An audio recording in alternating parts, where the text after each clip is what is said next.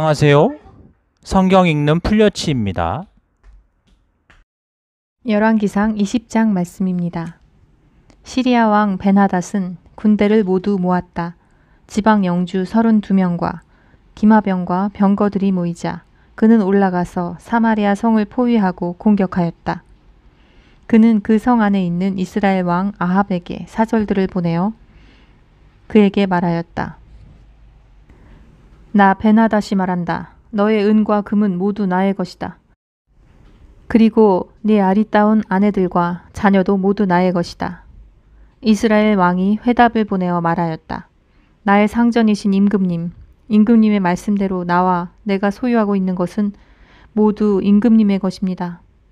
사절들이 다시 아합에게 와서 벤하닷의 말을 전하였다. 나 벤하닷이 말한다. 내가 전에 사절을 보내어서 전달한 것은 너의 은과 금과 아내들과 자녀들을 모두 나에게로 보내라는 말이었다. 내일 이맘때쯤에 내가 내 신하들을 보내겠다. 그들이 내 집과 신하들의 집을 뒤져서 그들의 눈에 드는 것은 무엇이나 가져올 것이니 그리 알아라. 그래서 이스라엘 왕은 나라 안의 모든 원로들을 모아놓고 의논하였다. 벤하닷이라는 사람이 꾀하고 있는 일이 얼마나 악한 일인지 잘 생각해 보시오. 그가 나에게 왕비들과 자녀들을 내놓으라고 하고 또 은과 금까지 요구하고 있는데 나로서는 이것을 거절할 수가 없소. 그러나 모든 원로와 백성들은 왕에게 벤하닷의 말을 듣지도 말고 요구한 것을 보내지도 말라고 간언하였다. 그래서 그는 벤하닷의 사절들에게 말하였다. 임금님께 가서 첫 번째 요구는 내가 듣겠지만 두 번째 요구는 내가 들어줄 수 없다고 전하시오. 사절들은 돌아가서 그대로 보고하였다. 벤하닷은 다시 전가를 보내어서 말하였다. 내가 내 사마리아 성을 잿더미로 만들어서 깨어진 조각 하나도 남지 않게 하겠다. 내가 이끄는 군인들이 자기들의 손에 깨어진 조각 하나라도 주울 수 있으면 신들이 나에게 천벌이 아니라 그보다 더한 재앙을 내려도 내가 달게 받겠다. 이스라엘 왕이 회신을 보냈다. 너의 왕에게 가서 참 군인은 갑옷을 입을 때에 자랑하지 아니하고 갑옷을 벗을 때에 자랑하는 법이라고 일러라. 벤하닷은 지방 영주들과 함께 막사에서 술을 마시고 있다가 이 말을 듣고는 신하들에게 공격 준비를 갖추라고 명령을 내렸다. 그들은 곧 사마리아 성을 공격할 준비를 갖추었다. 그때 예언자 한 사람이 이스라엘 왕 아합에게 와서 말하였다. 나 주가 말한다. 내가 이렇게 큰 군대를 본 적이 있느냐? 그러나 내가 오늘 그들을 내 손에 넘겨줄 것이니 너는 내가 주인 줄 알게 될 것이다. 아합이 물었다. 진 앞에는 누가 섭니까? 예언자가 대답하였다. 주님께서 말씀하시기를 지방 장관들의 젊은 부하들을 앞세우라고 하셨습니다. 그러자 아합은 다시 물었다. 누가 총 지휘를 합니까? 그 예언자가 대답하였다. 임금님이십니다. 그래서 아합이 지방 장관들의 젊은 부하들을 점검하여 보니 그들은 모두 232명이었다. 그런 다음에 그가 이스라엘 군대를 모두 점검하여 보니 모두 7,000명이었다. 정오가 되자 아합의 군대가 공격을 시작하였다. 그때 벤하닷은 자기를 돕는 지방 영주 32명과 함께 막사에서 술에 취해 있었다. 지방 장관들의 젊은 부하들이 먼저 공격을 시작하였다. 벤하닷의 정찰병들이 벤하닷에게 적군들이 사마리아 성에서 나오고 있다고 보고하였다. 보고를 받은 벤하닷은 그들이 화친을 하러 나왔더라도 사로잡고 싸움을 하러 나왔더라도 사로잡으라고 명령하였다. 그러나 지방 장관의 젊은 부하들과 그들을 뒤따르는 군대는 이미 성읍 바깥으로 나와서 저마다 닥치는 대로 벤하닷의 군대를 무찔렀다. 그래서 시리아 군인들은 다 도망하였고 이스라엘 군대가 그들을 추격하였다. 시리아 왕 벤하닷도 기병들과 함께 말을 타고 도망하였다. 이렇게 해서 이스라엘 왕은 첫 싸움에서 많은 말과 병거를 격파하고 시리아 군대를 크게 무찔렀다. 그 예언자가 다시 이스라엘 왕에게 와서 이렇게 말하였다. 임금님께서는 힘을 키우시고 앞으로 하셔야 할 일이 무엇인지를 생각해 두십시오. 내년에 시리아 임금이 다시 임금님을 치려고 올라올 것입니다. 시리아 왕의 신하들이 자기들의 왕에게 말하였다. 이스라엘의 신은 산의 신입니다. 저번에는 산에서 싸웠으므로 우리가 졌습니다. 그러나 평지에서 싸우면 우리가 그들을 반드시 이길 것입니다. 그러므로 임금님께서는 이렇게 하시는 것이 좋을 줄 압니다. 지방 영주를 모두 그 자리에서 물러나게 하시고 그 대신에 군사령관들을 그 자리에 임명하십시오. 이른 수만큼 군대와 기마와 병거를 보충하십시오. 그런 다음에 평지에서 싸우면 틀림없이 우리가 이길 것입니다.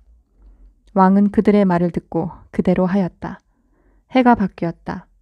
베나닷은 시리아 군대를 소집하고 이스라엘과 싸우려고 아벡으로 올라갔다. 이스라엘 군대도 소집이 되어서 식량을 배급받고는 그들과 싸우려고 나아갔다. 이스라엘 군대가 그들 앞에 진을 쳤으나 이스라엘 군대는 시리아 군대에 비하면 마치 작은 염소 2떼와 같았고 시리아 군대는 그 땅을 가득 채울 만큼 많았다.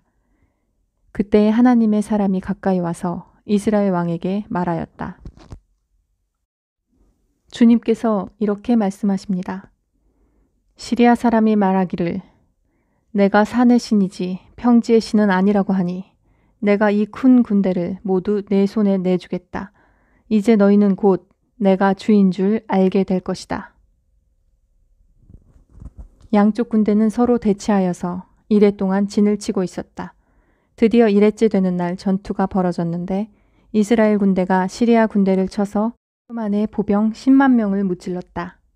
그 나머지는 아벡 성으로 도망하였으나 성벽이 무너져서 나머지 2만 7천 명을 덮쳐버렸다. 베나닷도 도망하여서 그 성 안의 어느 골방으로 들어갔다. 그의 신하들이 그에게 말하였다.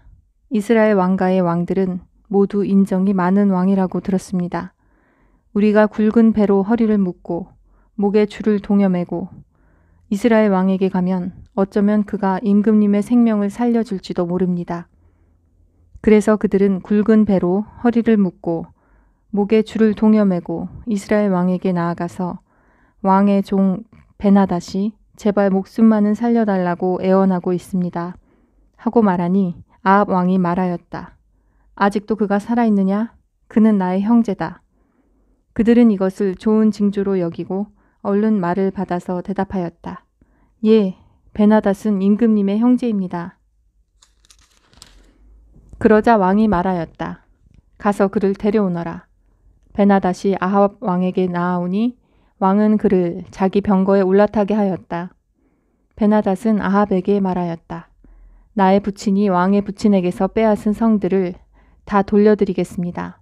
나의 부친은 사마리아 안에 상업 중심지인 광장을 만든 것 같이 임금님께서도 손수 다마스쿠스 안에 그러한 광장들을 만드십시오. 그러자 아합은 그러면 나는 그런 조약을 조건으로 하고 당신을 보내드리겠소 하고 말한 뒤에 그와 조약을 맺고서 베나닷을 놓아주었다. 예언자의 무리 가운데서 어떤 예언자가 주님의 명령을 받고서 동료에게 자기를 때리라고 말하였으나 그 동료가 때리기를 거절하니 그 예언자가 말하였다. 내가 주님의 말씀에 순종하지 않았으니 네가 나를 떠날 때에 사자가 너를 죽일 것이다. 과연 그 사람이 그를 떠날 때에 사자가 나타나서 그를 죽였다. 그 예언자가 또 다른 사람을 만나서 자기를 때리라고 말하였다. 그러자 그 사람은 예언자를 때려서 심한 상처를 입혔다. 그 예언자는 붕대로 눈을 감아서 위장하고는 길목으로 가서 왕을 기다렸다.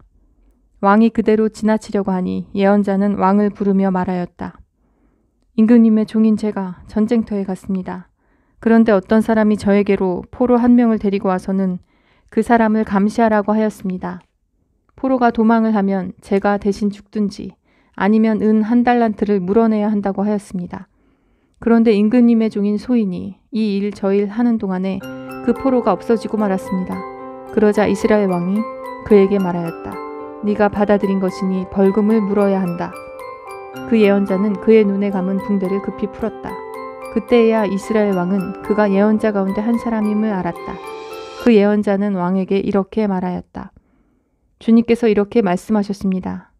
내가 멸망시키기로 작정한 사람을 네가 직접 놓아주었으니 너는 그 목숨을 대신하여서 죽게 될 것이고 네 백성은 그의 백성을 대신하여서 멸망할 것이다. 이스라엘 왕은 마음이 상하여 화를 내면서 사마리아에 있는 자기의 궁으로 돌아갔다. 아멘.